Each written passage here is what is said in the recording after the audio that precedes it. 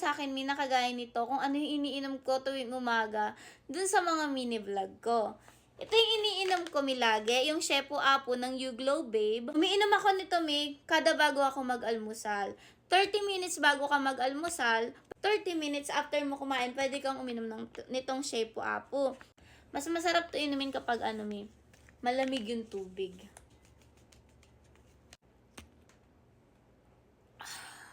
Sarap. Mas maganda talaga siya inumin, Mi, nang walang laman yung tiyan mo para mas effective. Sayang kasi yung benefits na makukuha mo. Nakatulong talaga tong Shepu Apo, mga Mi, na mabawasan yung laki ng tiyan ko. Tapos tingnan nyo yung ingredients niya, Mi. Tingnan nyo yung ingredients ng Shepu Apo. Hindi lang to pang pa-flat ng tiyan, mga Mi, kundi pang pag-glow din ng skin. Bumalik din yung pag-asa ko, Mi, na maging pantay yung kulay ko. Maganda din sabayan itong Shepu Apo, Mi, ng Beauty White Capsule. Wala kasi akong stock ngayon dito, kaya hindi ko siya masabayan. Kaya itong Shepu Apo na lang muna yung iniinom ko.